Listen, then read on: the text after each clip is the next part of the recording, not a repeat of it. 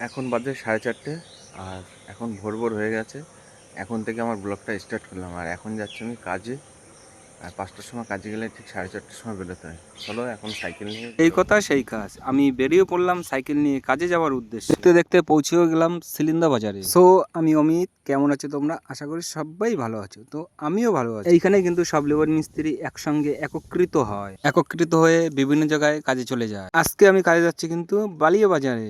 আমি যে রোডটা দিয়ে যাচ্ছি এটা কিন্তু চাকদাবানকা 20 নম্বর রোড।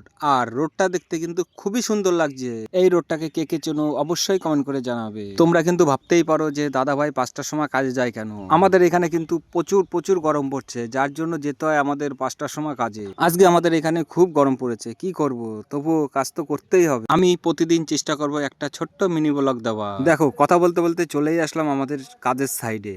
এখানে কিন্তু নিচে আন্ডারগ্রাউন্ড আর উপরে কিন্তু বেডরুম হচ্ছে। আর আজকে কিন্তু করব সিরিজ সেন্টারিং এর কাজ। এখানে সিরিজ স্ল্যাবের নিচে রয়েছে পায়খানা বাথরুম, একই সঙ্গে পায়খানা বাথরুম স্ল্যাবও সেন্টারিং হবে। ভিডিওটা দেখতে থাকো আর সঙ্গে থাকো যে আমরা কেমন করে কাজ করি। এরপরে যন্ত্রপাতি গুছিয়ে তারপরে আস্তে আস্তে কাজ শুরু করব। তারপরে পায়খানা বাথরুমের কাজ শেষ করে সিঁড়ির ল্যান্ডিং এর কাজ শুরু করছি। তোমরা ভিডিও দেখে বুঝতে পেরেছো যে এখানে কতটা রোদ পড়েছে।